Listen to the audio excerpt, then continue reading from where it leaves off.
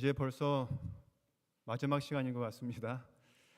이제 월요일 날 우리 교우님들을 뵙고 이제 이 낮 시간을 마지막으로 해서 우리 하나님의 말씀을 증거하도록 하겠습니다. 특별히 제가 이 교문읍교회에 와서 느낀 것이 굉장히 많습니다. 우리 담임 목사님 정말 이 교문읍교회를 섬기는데 진심이신 목사님이십니다. 제가 그래서 어떻게 하냐면 우리 이제 목회자 협의회나 우리 합회 행사를 많이 합니다. 그러면 이제 팀을 이루어서 뭔가 이렇게 일을 하게 될 때에 우리 신병선 목사님은 정말 봉사심과 이 섬김이 특심이신 분이에요. 제가 잘 알기 때문에 이렇게 교회 와 보니까 그런 흔적들이 곳곳에 보입니다. 또 우리 교문읍교회 우리 성도님들은 정말 말씀을 청종하고 듣는 일에 열심이신 것 같아요. 진심이신 것 같습니다. 제가 말씀을 준비하면서 또 제가 말씀을 증거하지만 또 많은 우리 교우님들의 모습 속에서 감동을 받고 이제 돌아갈 것 같습니다. 또 안식일학교 시간을 통해서 정말 이 교회가 생기가 넘치고 또 찬양으로 인한 기쁨이 넘치는 교회인 것을 제가 다시 한번 느낄 수 있었습니다. 특별히 감동적인 것은 오늘 새 영혼이 주님 안에서 이렇게 침례를 받으시는 모습을 보면서 사실 우리 지금 대한민국이 무엇으로 지금 걱정하고 있습니까? 저출산 지금 0.7% 이렇게 이야기하고 그것까지도 깨진다 그러는데 굉장히 고민이 많고 걱정이 많아요. 요즘 하나님의 나라에서도 저출산 때문에 우리 하나님께서 참 걱정을 많이 하시는데 오늘 이렇게 교문의 교회가 이 새 영혼을 통해서 새롭게 거듭나는 새 영혼을 통해서 우리 하나님께 기쁨을 드리는 이 귀한 안식일입니다. 그래서 우리 교문의 교회가 주님 안에서 다복한 교회가 되시기를 간절히 바랍니다. 또 이제 침례를 우리가 이제 받는 세 분과 함께 우리가 다 받은 사람 아닙니까? 그래서 나도 한때 저런 마음을 가지고 저런 결심을 가지고 침례를 받은 적이 있는데 그것을 기억하시고 또 오늘 제가 이제 그 말씀의 제목을 기도라고 이야기했습니다. 베드로전서 3장 21절에 보면 침례를 뭐라고 이야기했냐면 물론 다 이제 공부해서 아시겠지만 나의 선한 양심이 하나님을 향하여 찾아가는 것이라 그랬어요. 시작이에요. 시작. 이제 시작하는 것입니다. 하나님과 함께 시작하는 거예요. 제가 어떤 우리 교우님의 말을 듣고 굉장히 감동을 받았는데 그 교우님의 아버님이 굉장히 아프셔서 이제 입원을 해야 될지 말아야 될지 어떤 치료를 해야 될지 말아야 될지 상담하기 위해서 어떤 의사를 찾아갔대요. 그래서 이제 그 의사에게 다 이야기를 하고 어떻게 좀 그 과정이 어떻게 되는지를 소상히 들었어요. 그래서 이제 우리 교우님이 그러면 제가 여기에 이제 저희 아버님을 입원시키겠습니다. 걱정이 많은 거예요. 그때의 의사가 이런 말을 하더라는 거예요. 선생님, 이제 우리 선생님께서 큰 결심을 해서 우리 아버님을 여기에 입원시키기로 하셨죠. 이제는 우리 선생님께서 걱정하시는 걱정을 이제 제가 합니다. 제가 하니까 걱정하지 마세요. 이제 걱정하는 일은 제 일입니다. 제가 이제 우리 아버님을 볼 때마다 걱정하는 마음으로 염려하는 마음으로 잘 돌보겠습니다. 그 의사가 재림교연이었을까요? 재림교연이에요. 참 그런 의사 만나기도 쉽지 않은데 이제 우리 새 영혼은 이제는 우리 하나님께서 어떻게 하시는 거예요? 그 이름을 영접하는 자는 하나님의 자녀가 되는 권세를 주셨기 때문에 이제 하나님께서 새 영혼의 아버지로 다 책임을 지실 것입니다. 그게 침례예요. 아버지와 아들과 성령의 이름으로 그렇게 하지 않습니까? 이제 아버지의 자녀가 되었어요. 그래서 오늘은 침례 받으신 분과 이제 침례를 받았던 우리들도 다 함께 기도하는 것이 무엇인지, 이제 시작하는 것인데 하나님과 대화하는 것이 무엇인지를 우리가 좀 살펴보고자 합니다. 제가 첫 시간에 이야기 드렸듯이 혈류증 앓은 여인, 이 여인은 예수님과 대화하는 것은 고사하고 옷자락에만 손을 대어도 나을 것이라 그러고 가려고 그랬어요. 그때 우리 주님께서 어떻게 하셨어요? 그렇게 돌려보내지 않으셨어요. 우리 주님은 대화하기를 원하세요. 서로 이야기하기를 원하세요. 누가 내 옷에 손을 대었느냐 하시면서 그 여인의 그 지나온 그 긴 세월의 그 투병 생활, 아픔, 서러움, 그런 것들을 다 들어주시면서 대화하시기를 원하십니다. 그래서 우리가 하나님과 대화하는 것을 어떻게 해야 할 것인가 하는 것에 대해서 좀 제가 말씀을 드리도록 하겠습니다. 기도, 그리고 소제목으로 뭐라 그랬습니까? 제가 대화의 힘. 이 대화에는 힘이 있어요. 대화가 잘 되지 않는 상황을 이야기할 적에 가장 많이 소환되는 대상이 있는데 부부입니다. 그렇죠. 이상하게 부부면 대화가 더 잘 될 것 같은데 대화가 잘 되지 않을 때 많이 소환되는 대상이 부부 혹은 부모와, 벌써 알잖아요. 부모와 자녀예요. 자녀. 예. 자녀하고 이렇게 이야기를 해보면 이런 이야기 합니다. 제가요 외국인하고 대화를 하면 했지 우리 아빠하고는 이야기가 잘 안 돼요. 우리 남편하고는 이야기가 잘 안 돼요. 어떤 그 글을 보니까 이런 글이 있더라고요. 일기예배와 남편의 공통점이 뭐냐? 뭐예요? 거기 안 맞는다는 거예요. 안 맞는 거. 대부분 부부싸움의 시작이 다 대화로 시작을 합니다. 근데 제가 한번 곰곰이 생각해 봤어요. 왜 이렇게 그 다툼이 이제 대화로 시작이 되는데 왜 그럴까? 사람들이 착각하는 게 있더라고요. 그것은 뭐냐면 부부간에 서로 다툼이 있으면 보통 우리가 어떻게 생각하냐면, 저도 그렇고 어느 한쪽이 틀렸고 어느 한쪽이 나쁘다고 생각을 해요. 틀렸고 나쁘다고 생각을 합니다. 이게 정말 그럴까 생각을 해봤어요. 예를 들어 이런 겁니다. 국수를 좋아하는 남편과 밥을 좋아하는 아내가 식탁에서 이제 말다툼을 하고 있었어요. 남편은 이제 직장에서 상사들과 함께 밥을 먹어서 저녁에는 뭐가 먹고 싶은 거예요? 국수를 이제 먹고 싶어서 카톡으로 문자를 했어요. 오늘 점심은 상사들과 함께 밥을 먹었다, 이렇게 이야기했어요.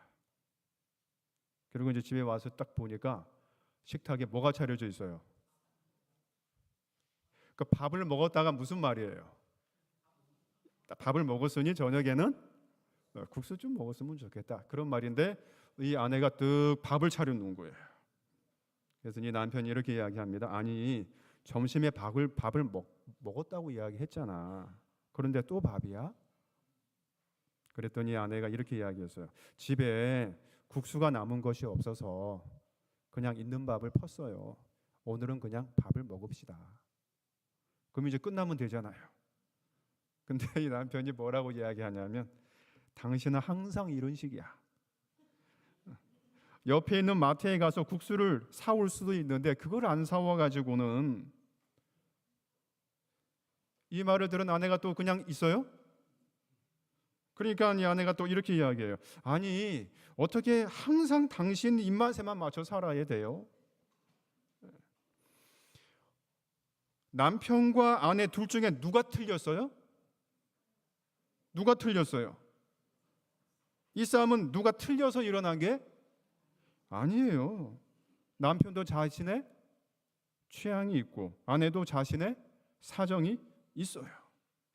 그런데 이 부부가 싸움을 한다는 이유로 어느 한쪽이 틀려서, 어느 한쪽이 나빠서 그랬다고 생각을 하는데 그렇지가 않은 것입니다. 이건 무슨 문제예요?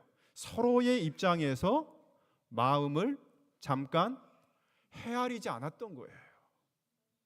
그러니까 우리가 하는 말다툼의 대부분은 뭐 틀려서 나빠서가 아니고 곰곰이 생각하고 분석해 보면 그런 거예요.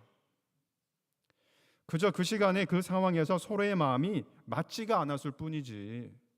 예. 남편이 국수 좋아하는 게 죄예요?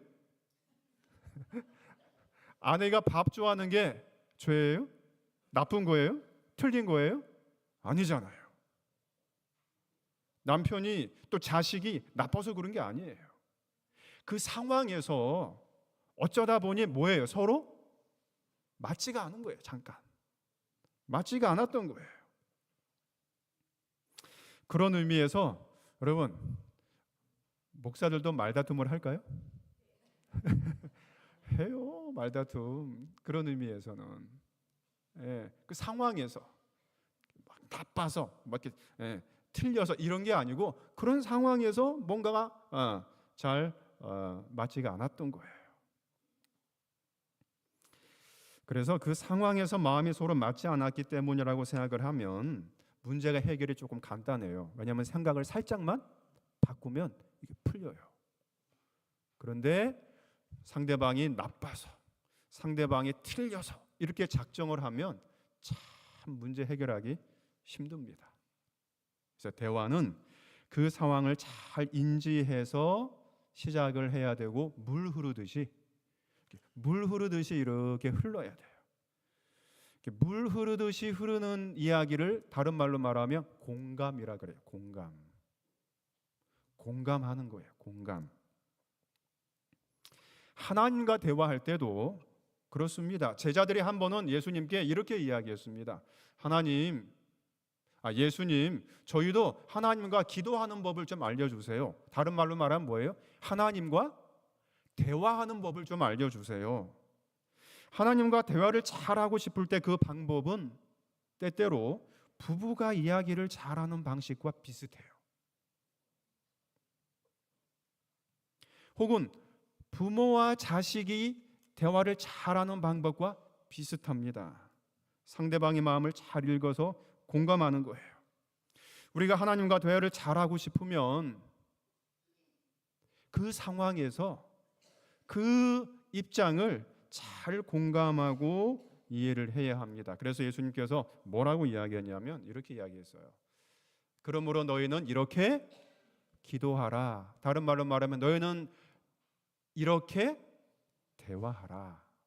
하늘에 계신 우리 아버지여, 이렇게 기도하라 그랬어요. 그러니까 기도는 어떻게 하는 거예요? 하늘에 계신 우리 아버지여. 나의 아버지가 아니에요. 우리 아버지예요. 나의 아버지도 되고 내 아내의 아버지도 되고 우리 자녀의 아버지도 되고 우리 교우의 아버지도 되고. 그래서 기도는 공동체예요. 공동체.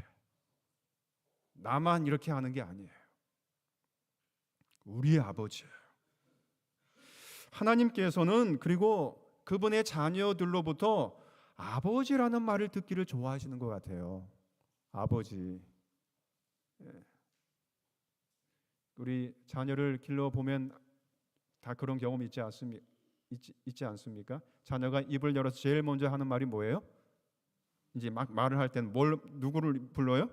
엄마를 불러요. 엄마. 엄마.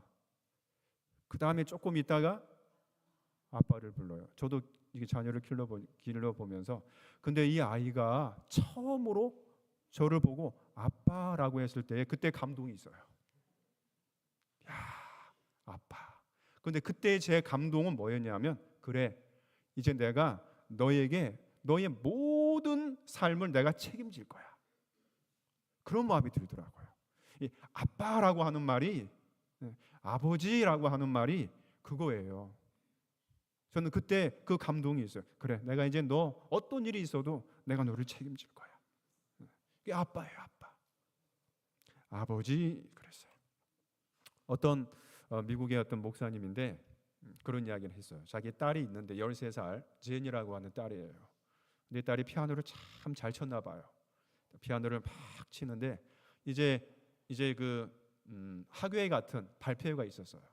강당에 막 사람들이 가득했어요. 이 아이의 가족도 오고 친척도 오고 친구도 오고 뭐 아는 사람 이웃 주민들 다 이렇게 참석했습니다. 피아노를 했어요. 이 제니가 정말 물 흐르듯이 정말 피아노를 잘 이렇게 이제 연주해 나가기 시작했습니다. 그러다가 중간쯤 됐는데 그만 이 딸아이가 딱 멈추는 거예요. 이게 멈췄어요. 그러더니 얼굴에 당황한 기색이 이렇게 막 역력한데 어떻게 해야 될 줄을 모르더니 다시 앞소절로 다시 가는 거예요. 다시 가서 또 연주를 하는 거예요. 근데 또 거기서 또 멈추는 거예요. 기억이 안 난 거예요. 그 다음에 어떻게 쳐야 될지 다시 또 갔어요. 다시 돌아가가지고 다시 반주를 했어요. 강당에 있는 사람들이 쫙 했어요. 무슨 소리밖에 안 들렸을까요? 이 제니의 아빠와 엄마의 심장 뛰는 소리밖에 안 들리는 거예요. 제니야, 힘을 내. 기억을 해봐. 정말 마음을 간절하게 이제 응원을 하는 거예요. 이제 그렇게 하다가 어느 순간에 이제 기억이 난 거예요. 이제 다 했어요. 나머지 부분을 다 이제 연주를 마쳤습니다. 근데 이미 실수를 했잖아요. 이 딸아이가 이제 일어나는데 벌써 입술을 부르르르 떨면서 당황한 기색으로 인사를 하고 급히 내려갔어요. 엄마 아버지가 뒤따라갔어요. 얼른 일어나서 그쪽 뒤쪽 무대로 이제 갔습니다. 딸아이를 봤어요. 엄마 아버지를 본 딸아이가 어떻게 했을까요? 막 울면서 아빠 그러더래요. 그리고 아빠의 품에 딱 안기는 거예요. 창피와 수치와 이런 것들이 아빠라고 하는 말 하나로 다 해결이 됐어요. 그러면서 이 목사님이 그때 그런 이야기를 하는 거예요. 예수님께서 기도를 가르치실 적에 기도는 이렇게 시작하는 거구나. 우리 아버지. 우리가 기도할 때에 우리 아버지라고 시작하는 것이 이런 것이구나. 세상에서 힘들고 어렵고 소외당하고 서러운 일 당하고 그때에 우리가 기도하면서 기도의 시작을 뭐로 하는 거예요? 하늘에 계신 우리 아버지. 그리고 그 아버지의 품에 이렇게 안기는 게 이게 기도의 시작이구나. 그래서 우리 주님께서 어떻게 하시는 거예요? 너희는 기도를 이렇게 해라 그랬어요. 하늘에 계신 우리 아버지. 우리가 기도할 적에 그런 간절한 마음으로 기도를 합니까? 그러면 80%는 대화가 되는 거예요. 그 다음에 두 번째가 제가 뭐 주기도문을 다 할 수는 없어요. 이제 두 가지만 좀 이야기하겠습니다. 첫째는 아버지라고 부르는 것과 두 번째는 여기 뭐라고 돼 있어요? 나라가 임하시오며 그랬어요. 나라예요. 우리는 이 세상의 나라의 왕에게 대화하는 게 아니에요. 하나님의 나라가 우리가 기도하면 아버지라고 부르면 하나님의 나라가 오는 거예요. 그래서 그 나라의 말로 해야 되는 거예요. 당연하지 않습니까? 우리가 한국에 살면 무슨 말로 해야 돼요? 한국말 하잖아요. 우리 미국 가면 무슨 말 해야 될까요? 영어 해야 되잖아요. 1970년대에 브라질에서 이게 농업 정책으로 이민의 문이 열렸어요. 저는 그래서 저희도 이제 지방에 살다가 시골에 살다가 저희 아버님이 서울로 이사를 왔습니다. 왜 왔는지는 몰랐어요. 나중에 커서 이제 아버님께 이야기를 들었는데 한국이 그 70년대에 너무 살기 힘들었잖아요. 그래서 이제 브라질로 이민 가기 위해서 서울에 온 거예요. 아주 어렸을 때입니다. 그래서 이제 저희 아버님이 식사할 때마다 조그만 그 포켓 책을 이렇게 꺼내 가지고 자 우리 식사하기 전에 이거부터 하자. 그러고는 브라질 말을 이제 이야기한 거예요. 저 기억이 나요. 예. 그래가지고 뭐 오브리가도 뭐 이런 그런 이야기. 오브리가도가 뭔지도 몰랐어요. 이게 다 따라하라 그래죠. 막 따라하고 그게 이제 감사합니다 뭐 이런 뜻이더라고요. 그렇게 이제 막 이제 그 거기 가서 살려면 언어를 배워야 되니까 저희는 근데 이제 그렇게 준비를 다 했는데 그만 70년대에 이민 문이 닫혔어요. 브라질에. 만약에 브라질의 문이 그때 계속 열려 있었으면 제가 여기 안에 설 수 없었을지 몰라요. 거기 닫혔어요. 그래서 포기했어요. 그때에 미국도 이민 많이 갔습니다. 우리나라 사람들. 그래서 한국에서 그 연습해야 된다고 빵도 먹고 막 버터도 발라 먹고 막 그랬어요. 그때 가는 사람들. 네. 그리고 이제 언어도 막 배우고. 근데 제가 생각해 봤더니 그래요. 정작 영어를 우리가 잘 못하면 미국이라는 나라가 우리나라보다 얼마나 커요. 그렇지 않습니까? 근데 영어를 못하면 그 큰 나라에 가서도 한국보다 더 좁은 생활 반경에서 생활을 하게 되겠더라고요. 그죠? 그렇잖아요. 그 코리안 그 다운타운 조그마한 데서 벗어나지 못해. 겁이 나니까 한국말로 해야 되고 마트에 가서도 뭐 문제가 생기면 문제 해결도 잘 못해요. 영어가 잘 안 되면. 그러니까는 큰 나라에 갔는데 생활은 더 좁은 공간에서 생활을 하게 돼요. 만나는 사람도 제한적이고 영어가 잘 안 되는 거예요. 저희 중학교 1학년 때 영어 그 교과서에 그런 말이 있습니다. How are you? 그렇게 배웠어요. 우리 기억납니까? How are you? 그래요. 그러면은 뭐라고 해야 되는 거예요? 벌써 주입식 교육이 이렇게 무서워요. 그럼 뭐라 그래? I'm fine. Thank you. 그래요. 그리고 이제 조금 더 공부한 사람은 그다음 뭐라 그래요? And you? 이래요. 그러면 그중에서 막 말하겠죠. 그럼 그다음부터 몰라요. 예. 안 되는 거예요.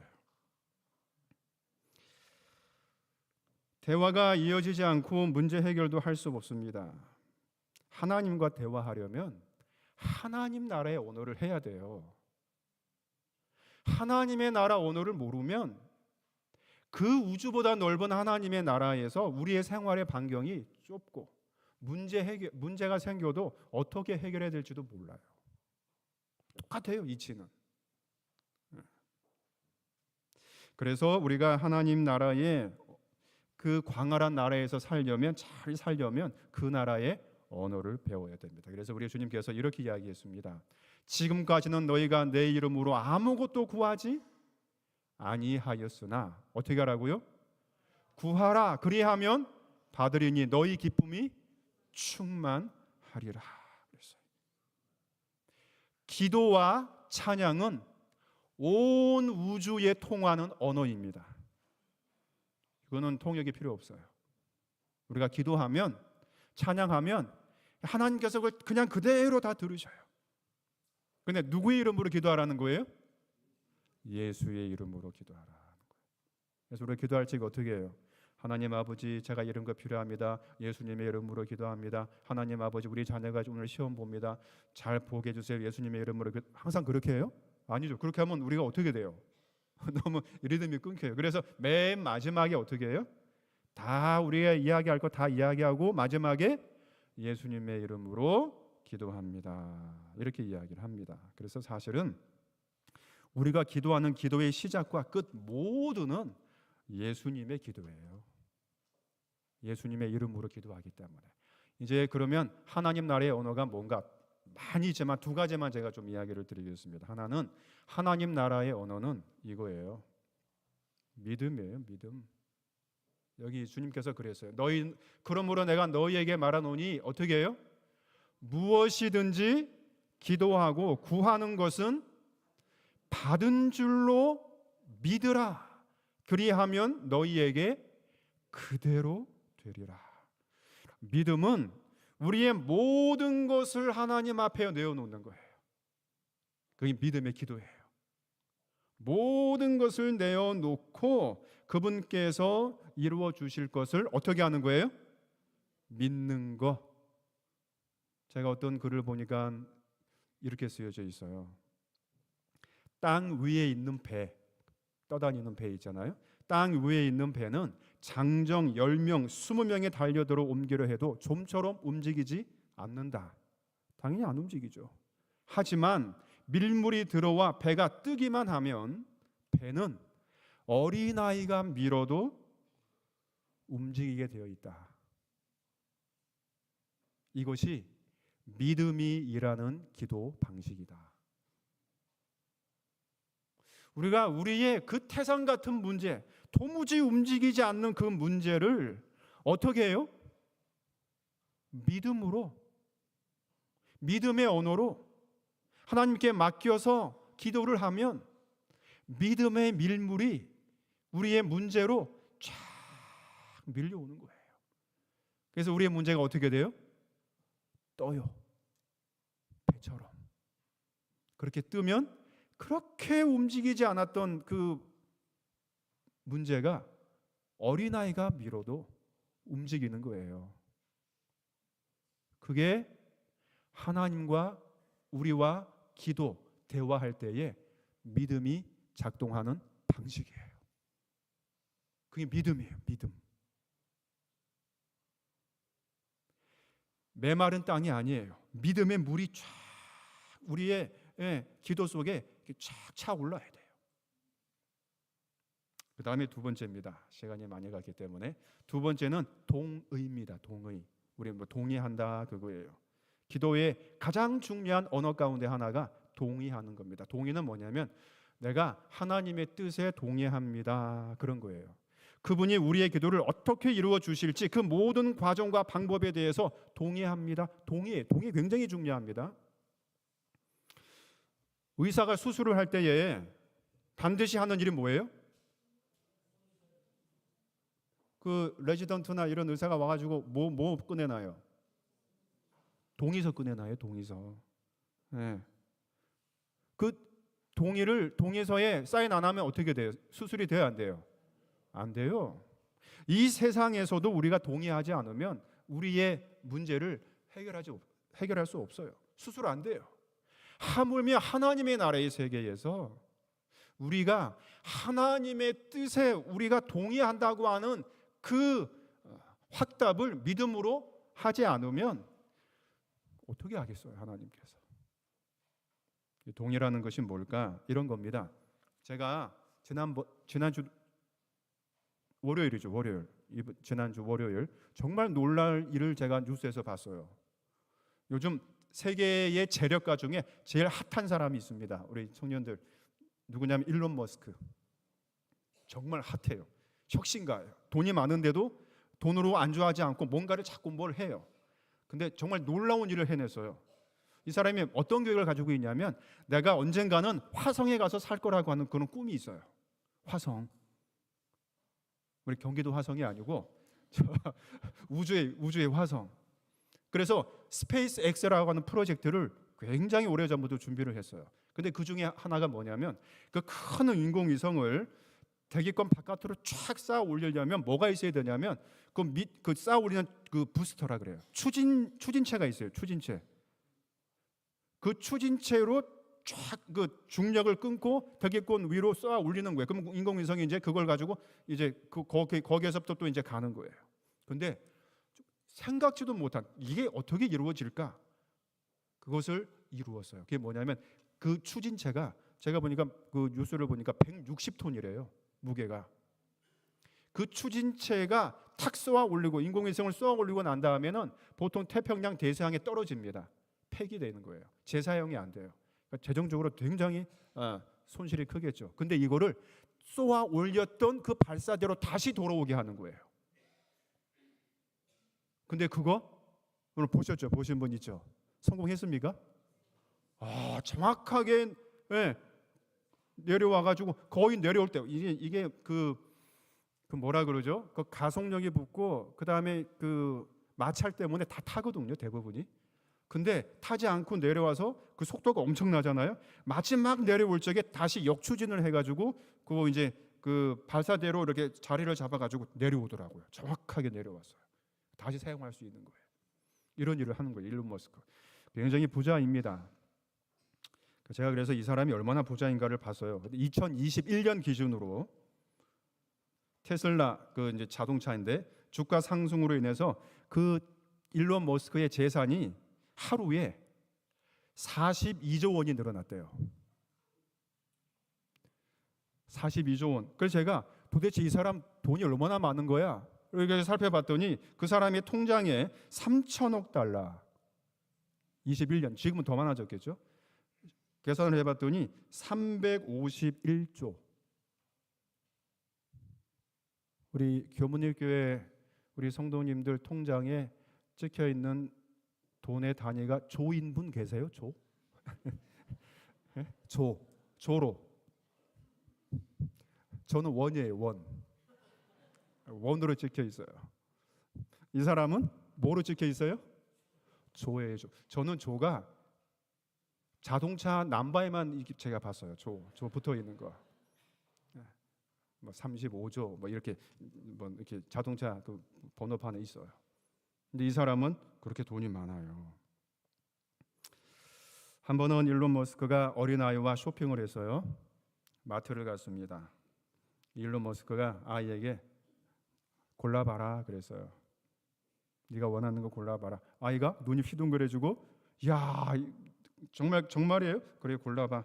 여러분 그 5살 6살짜리 아이가 제일 좋아하고 큰 거는 뭐가 있을까요? 우리 애기 엄마들. 네? 썬칩, 초코파이, 아이스크림. 조금 더 통이 큰 애는 로버트, 인형. 우리 대학생이 일론 머스크와 함께 쇼핑 갔어요. 일론 머스크가 골라봐 그랬어요. 뭘 고르겠어요? 우리 청년들은. 네? 자동차. 자동차. 람보르기니. 뭐 이런 자동차 쫙 이렇게. 우리 40대 50대 아주머니 성도님들은 뭘 고르겠습니까? 가방 뭐 종류가 굉장합니다. 딱 가방 이거 들었다 놨다. 일론 머스크의 스케일, 일론 머스크의 생각에는 뭘까요? 그 사람의 세계는 요트, 전세 비행기, 대저택, 인공위성, 롯데타워 이런 거예요. 그러니까 일론 머스크가 그 아이가 조금만 똑똑하면 그래 골라봐. 그러면 아이가 어떻게 하면 될까요? 아저씨 저는 잘 모르겠어요. 아저씨가 골라주세요. 똑똑하잖아요. 우리 청년들 일론 머스크가 골라봐라 그러지. 아저씨 저는 잘 모르겠는데요. 아저씨가 한번 골라주세요. 우리 어머님들 저는 잘 모르겠어요. 아저씨가 골라주세요. 하나님의 뜻에 동의한다고 하는 것은 하나님이 가지고 계신 스케일이 있어요. 온 세상을 창조하신. 우리가 기도할 때 하나님의 뜻대로 기도해야 된다고 하는데 그게 뭔가? 그게 그거예요. 하나님, 저는 잘 모르겠어요. 그러니 하나님께서 골라주세요. 그게 하나님의 뜻이에요. 우리가 기도할 때에 하나님의 뜻에 맞게 기도를 하면서도 내 생각과 내 계획과 내가 가지고 있는 것을 자꾸 이야기해요. 저는요 초콜릿이 좋은데요. 그거 주시면 좋겠어요. 하나님의 스케일에는 뭐가 있는데요? 어마어마한 것이 있는데 우리는 자꾸 그렇게 하는 거예요. 그래서 하나님 나라의 언어에 중요한 것이 뭐가 있다고요? 동의. 하나님의 뜻에 내가 다 맡깁니다. 그거예요. 하나님께서 알아서 해주세요. 코로나가 끝난 다음에 제가 걱정이 생겼어요. 세수만 교회인데 이제 코로나가 끝났으니까 교인들이 이제 막 오잖아요. 근데 주차장이 이렇게 크지가 않아요. 저희가 많이 이렇게 이제 교인들이 몰려오는데 그래서 이거 주차 문제가 발생했습니다. 그러니까 제 생각에는 땅을 사자니 우리 교회가 돈이 없고 건물을 사자니 더더군다나 뭐 엄두가 안 나고 이거 어떻게 해야 되지? 큰일이다. 어떻게 하면 좋을지 모르겠어요. 걱정이 됐어요. 그런데 정말 그때 한참 걱정할 때에 이상하게 저희 교회와 저쪽 그 교회 옆에 큰 그 건물이 있는데 그 사이에 담이 이렇게 있었어요. 담. 그런데 그때쯤 담이 기울어지기 시작한 거예요. 담이 이렇게 기울어졌어요. 담이 이렇게 기울어졌는데 그냥 저도 그냥 요 정도는 괜찮지. 그러고 이제 왔다 갔다 했어요. 생활 아무 불편 없이. 근데 점점 기울어지는 거예요. 그러니까 저쪽 그 주인 그 빌딩 사장님이 전화가 왔어요. 목사님이시죠? 목사님도 아시겠지만 담이 지금 기울어지고 있잖아요. 이거 어떻게 하면 좋을까요? 너무 오래전에 담을 쌓은 거라 어디서 쌓았는지 모르잖아요. 목사님 교회가 쌓았는지 우리가 쌓았는지 모르니 이거 그냥 이번 기회에 그냥 허물어 버립시다. 그러는 거예요. 그리고 허문 김에 그냥 다시 쌓지 맙시다. 그랬어요. 근데 제가 그때 정말 그건 하나님의 역사예요. 그때 어떻게 말했냐면 저도 모르게 그거요? 사장님 그거는 저희 교회에 그 직원회라고 하는 데가 있는데 그 직원회에서 이거 회의를 해서 통과를 해야 돼요. 이렇게 이야기를 했어요. 그리고 끊었어요. 그랬더니 그 다음날 또 전화가 온 거예요. 아마 이 사장님이 이거 안 하려고 하는 건가 이렇게 생각을 했던 것 같아요. 그래가지고 전화가 와가지고 목사님 그거요 이번에 이렇게 헐고 담을 이렇게 쌓지 않으면 보니까는 이제 예배를 드리는데 우리 주차장 쓰세요. 예배 드릴 때 그거 제가 이야기를 했으면 안 됐죠. 사장님 담이 이렇게 기울어지니까 이거 이번에 좀 헐고 뭐 합시다. 제가 이야기했으면 안 됐겠죠. 근데 거기서 먼저 해결을 다 해주는 거예요. 하나님의 스케일은 하나님의 생각은 저기 사진을 갖고 왔어요. 이제 그래가지고 공사를 했습니다. 이제 이렇게 허물었어요. 이렇게 허물고 그 다음에 이제 여기는 우리 교회고 이쪽으로 보면 그 왼쪽으로 큰 이 주차장이 있어요. 그래서 우리가 그 주차장을 씁니다. 지금 안식일에는 쓰고. 그 요즘에는 거기 이제 입주민들이 있기 때문에 그 간의 공장이 이렇게 돼 있는데요. 근데 요즘에는 아침에 우리가 가끔 주차 금지 안 세워놓으면 그 사장님이 세워놔요. 이렇게. 그 사장님이 세워놓고 거기 주차에 차가 있으면 그분이 전화를 걸어요. 그 입주민한테 이렇게 해가지고 차를 이렇게 빼고. 하나님의 생각은 우리의 생각과는 전혀 달라요. 그래서 우리가 기도할 때에 하나님께 어떻게 하는 거예요? 하나님의 뜻에 제가 전적으로 동의합니다. 그러면 우리 하나님께서 그러면 내가 이제 일을 해줄게. 하나님과의 대화예요. 오늘 침례 받으신 분 제가 팁을 알려드리는 겁니다. 하나님과 대화할 적에 이렇게 대화를 하면 삶을 살 때에 많은 복을 받습니다. 생각지도 못한 복을 받게 돼요. 우리 교문의 교회 기도는 제목이 있지 않습니까? 하나님의 뜻에 전적으로 맡기면 동의하면 그러면 우리 하나님께서 의사이면 수술 가운을 다 입으시고 수술을 해주시는 거예요. 놀라운 일이 우리 교문의 교회에 일어나게 되기를 간절히 바라면서 말씀을 마치겠습니다.